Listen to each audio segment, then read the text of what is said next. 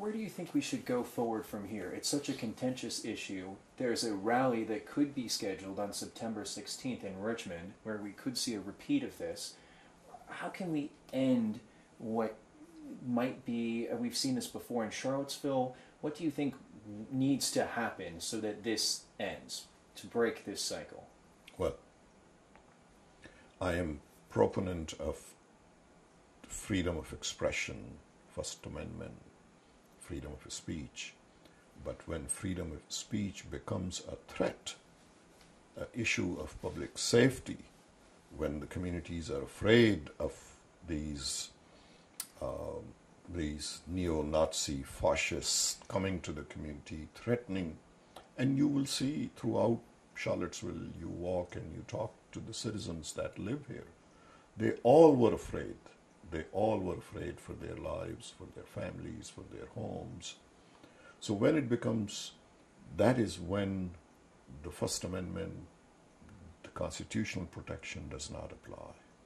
Means that in Richmond and in other communities, their permits should be cancelled up until they guarantee that they will not repeat what has happened in Charlottesville. Their permission to speak, to have a rally, was limited to Emancipation Park. It was not the assault that took place at University of Virginia and its sacred campus was not included. They did that intentionally to intimidate the community. They violated the four corners of the permission. They must be held responsible. Now, this gentleman that is locked up, the one that was driving the car that attacked the community, did not operate by himself alone. There are accomplices. They must be apprehended and dealt with accordingly. This is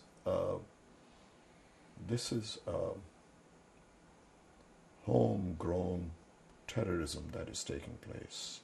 We should deal with it. We should condemn it. The nation is condemning. I don't need to even say that. The nation, the whole nation, you listen to the media, you listen to with the exception of some sympathizer, the rest, everybody is condemning it. Hopefully, other communities will, and the law enforcements of those communities will stand up strongly, will rise up to this display of un-American hate, bigotry, neo-Nazis. Their slogans, why they are called neo-Nazis, let me put it in a historical context.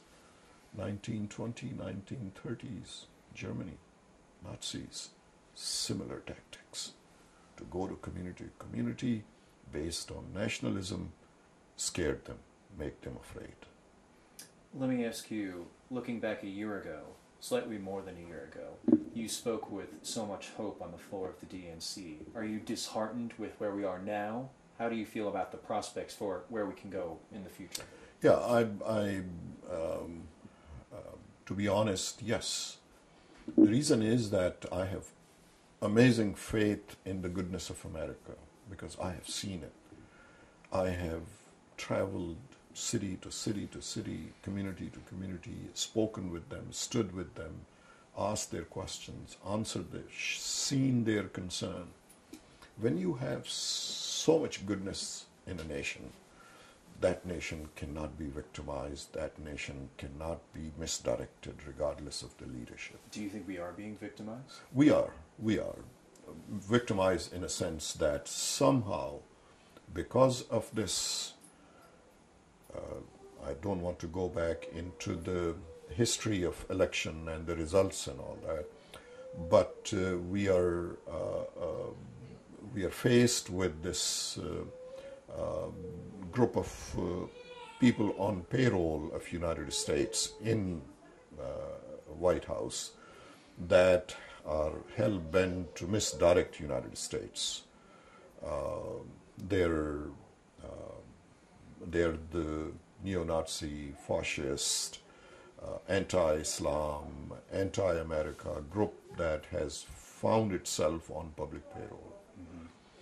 And so it is that is what I call we are being misguided. But There had been other times in the past, in the history of United States, where the goodness of the country and its values have shined brighter and the darkness was eliminated.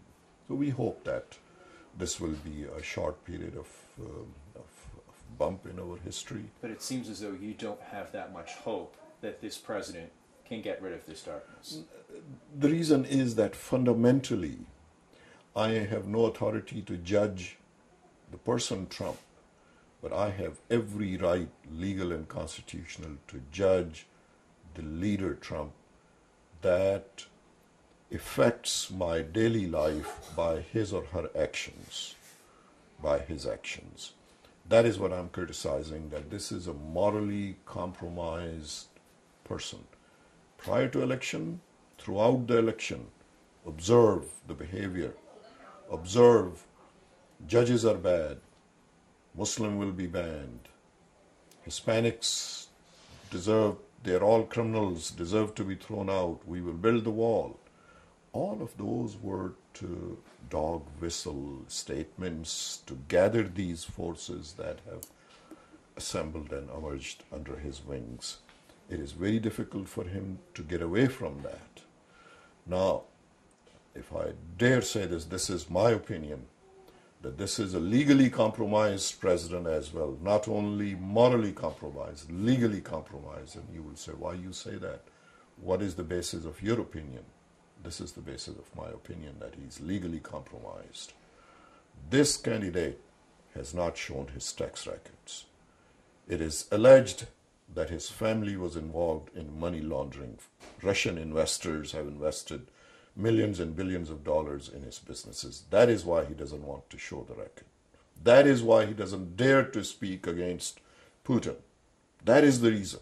And this is my opinion, this is my conclusion after watching the events, listening to his son's statement that we don't need American money. We got so much money that is coming into our investments, our businesses from Soviet Union. So, do we have the proof? Of course, we will get there slowly and gradually. That is why I say within 6 months, look how many investigations about the Russian connections are going on. That is a proof of legally compromised person. And I am concerned that such morally and legally compromised leader will never rise and shine to the occasion. He will always do this, God forbid, if more serious situation arises. You will see that. We have seen it again and again, and you will see it even, God forbid, but even in the future, he will never be able to rise and shine. That is the concern, and that is the fear that this great nation, the world looks, even today under these circumstances, people still look up to us, look up to United States for leadership. Leadership in what? Leadership in human dignity.